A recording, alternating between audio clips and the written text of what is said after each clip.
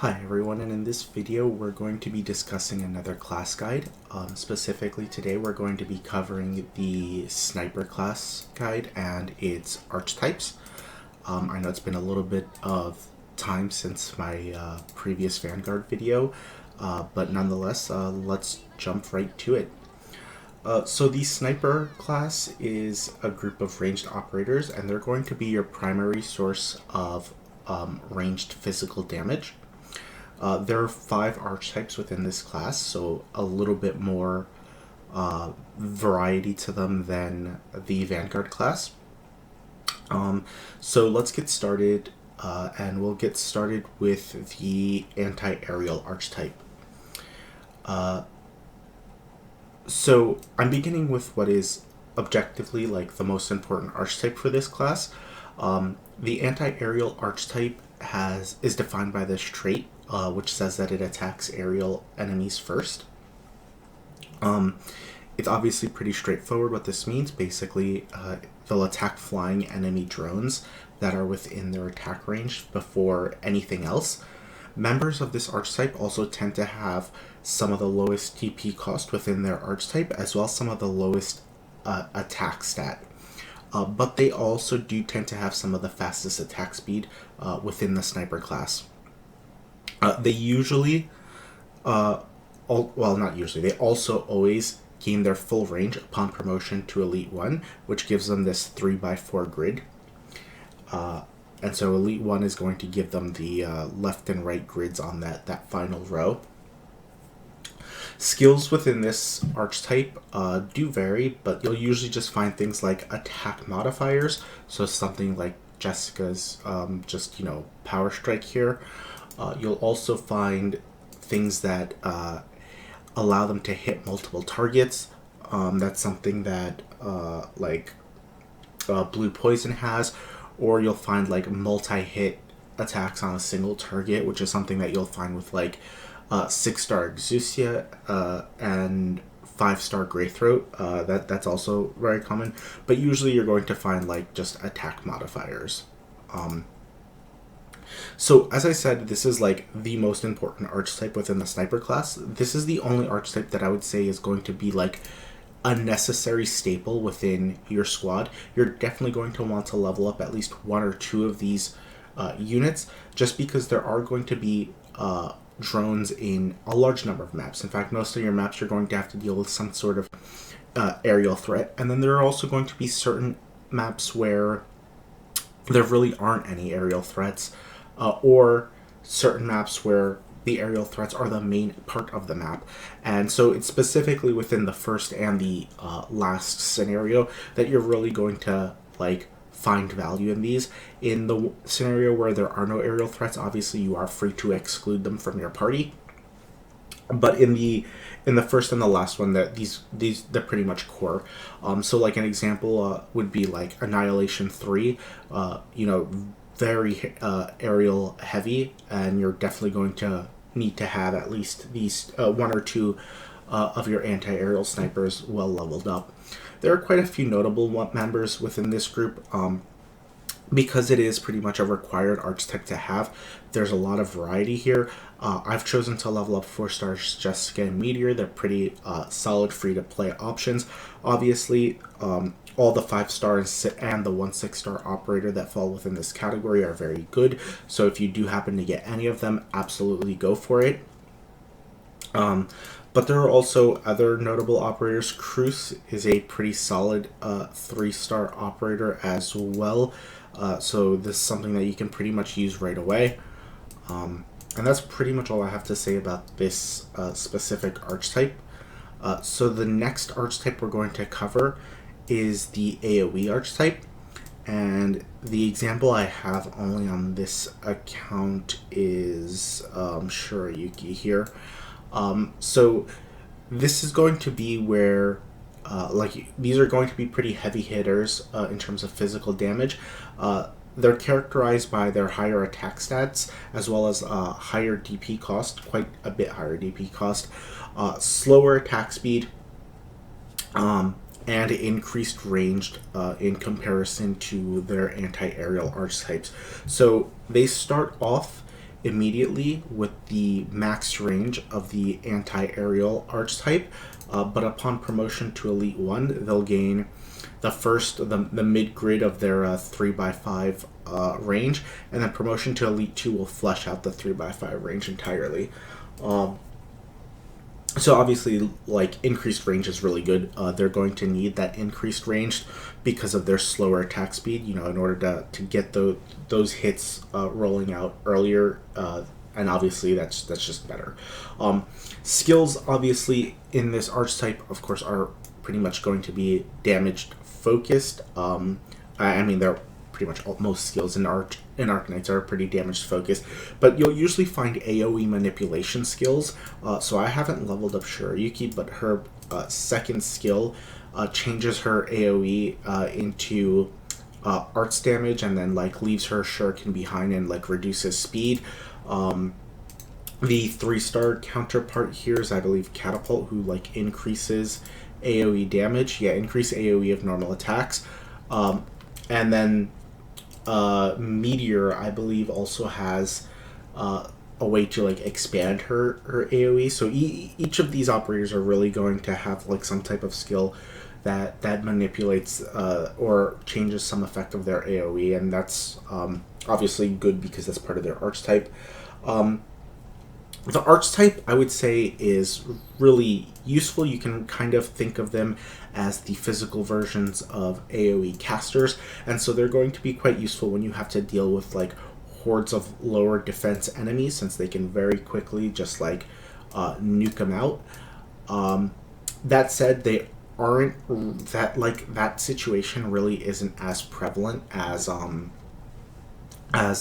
opposite, where you have to deal with like slugs and whatnot. Like enemies like slugs, for example, like low defense enemies, you can usually deal with like a DP on kill vanguard, and that way you're like dealing damage early and you're like soaking up a lot of DP. But it is something that you can use, and because they have like Shirayuki, for example, with her arts damage modification on her second skill, can still be useful against like higher defense enemies as well. But like this isn't an archetype that you're really going to like need, just because there are kind of ways to like kind of get this effect. I mean, like AoE guards kind of semi do their effect only from like melee, being able to like attack 2/3 enemies. But nonetheless, if you do happen to get a good one, like if you do happen to get 5-star Meteorate, definitely worth investment. And even Shirayuki isn't necessarily a bad unit to invest in. It's a pretty solid unit to level up as well. So again, not necessary, but definitely like a nice luxury to have. One thing that you do need to be careful with is their damage does fall off if there aren't multiple targets, because they're similar to like caster AoEs. Basically what they'll do is they'll hit a single target, and then when they hit that target, damage will splash to nearby targets. And so they're very contingent on having nearby targets for maintaining their DPS, because otherwise their slow attack speed means they're generally going to be doing less DPS than even like some of your anti-aerial units. And then, of course, the vice versa is also true, right? Like, if there are a lot of targets, their DPS obviously will skyrocket really, really high, because then they're just hitting a lot of targets. Other thing to consider is this DP cost +2 that you get from Elite 0 to Elite 1 also applies from 1 to 2, so they do get that, like, penalty. The next unit we're going to talk, or archetype we're going to talk about, is one that Executor belongs to exclusively. I'm kind of separating him from the like AoE archetype, and that's like this, like, I guess we could call it true AoE archetype, and they're characterized by, again, their trait, which like attacks all enemies within range. This seems like it's AoE damage, but it is AoE damage, but it's not the same as the way Shirayuki's and the regular AoE archetype works. This is like actual real damage, like AoE damage. It doesn't matter how far apart the targets are. These units will actually attack every single unit that falls within their range. as opposed to attacking one enemy and then doing splash damage off of that one enemy that they attack. So in that sense, Executor's like magic-based counterpart would be probably Ifrit. She too has her own like really unique range, although it is different, and she also shares like a similarly high cost. But yeah, this archetype has reduced range, so it loses an entire 2 rows from the aerial archetype.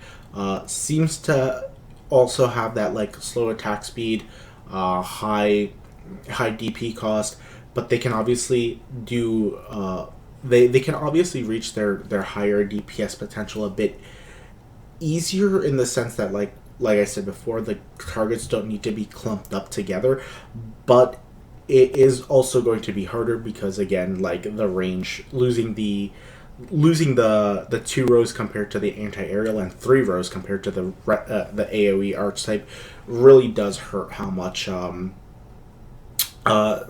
many like how far they can attack their units from, or how many units they can attack. So that is problematic for them. But nonetheless, definitely has high DPS potential. Since he's the only unit here, there's really not much to talk about in terms of like there are like archetype skills similarities or whatnot. So yeah, that's pretty much it. I'd pretty much put Executor within his own group. The other archetype that we are going to, so that's number 3, is going to be what I'm going to be calling the wide range archetype, and this is the archetype that Ambril here and her 5-star counterpart being Firewatch both fall into this archetype, and they are characterized by their insanely large range, as well as their trait which prioritizes attacking enemies with the lowest defense within their range. And so this archetype, I believe, also starts with the same archetype as the AoE archetype. So they start off with that 3x4 grid, and then upon promotion to Elite 1, they'll gain that first middle row. They'll gain another square there, as well as 3 squares on the left and right of their range, and that gives them an insanely large range, which obviously is good. It means that they are much easier to place and work with.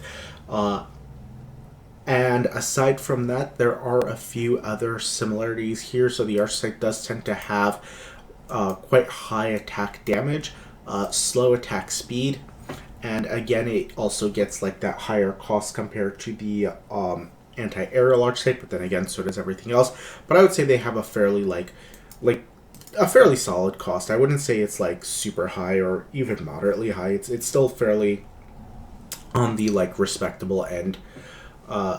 Aside from that, skills are kind of all over the place. Like neither Ambril or Firewatch really share similarities in skills. So Ambril's getting like attack range and attack slows, and then attack damage, and then as well as like more range. Firewatch's first skill, I believe, makes it so she isn't targeted by ranged attacks, and like her second skills are like these nukes. So yeah, really no similarity between the two units. So yeah, no similarity on those skills. So we could just sort of move straight on to like the advantages and disadvantages here. So obviously the advantage here is like single attack, high damage is very, very good, especially combined with their trait, means that they're always going to be guaranteeing the best amount of damage with each attack. So basically, since they have high attack and they're hitting the lowest defense enemy, right? They're always guaranteeing that largest differential, meaning the most amount of damage is being done to the enemy with every single attack, and that's a good thing. That is, of course, also a double-edged sword, just because if an enemy leaks past your line and you need them to be dead, like you need to kill them before they get to your base, and then like a low defense enemy walks within this character's range, you're obviously they're obviously going to switch targets, right? So they're not very good for dealing with like priority targets, just because you don't have a way to like just because their range is, or sorry, their trait forces them to sort of attack low defense enemies, and that can definitely be a bad thing. But I mean that's something that I think is that's something that I think is relatively easy to work around, and you shouldn't have too much of an issue. So last but not least, we're going to be talking about the close range archetype, and this archetype has 5 stars province and 6 star shorts, which I don't think I have on this account. No, I don't. But nonetheless, this archetype is defined by a obviously shorter range. They have a standard 3x3 range when they're fully maxed out. Although I do know that Shorts' final skill does manipulate her range to be into a line, but nonetheless, they normally have that standard 3x3 square range. Both of the units currently have a crit damage type talent, which means there's a % chance to do bonus damage. So that's something in common between the members of those archetypes. The archetype is also defined by having high damage. In fact, they're capable of some of the highest physical damage potential. They do also, of course, have the higher DP cost and get the penalized DP cost from Elite 1 and Elite 2.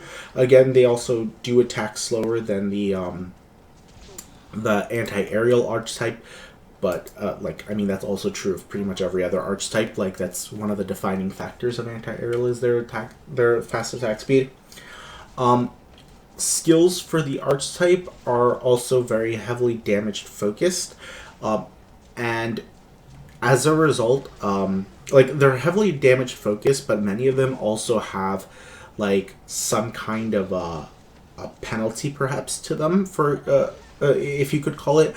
So for example, Schwartz's third skill is very heavily increases her damage, but then turns her range into a straight line, similar to kind of Ifrit's, which means you have to work around providing the right scenario. You have to sort of set up your other operators in the correct way, such that she can maximize her damage output, because otherwise her damage is going to fall off very heavily.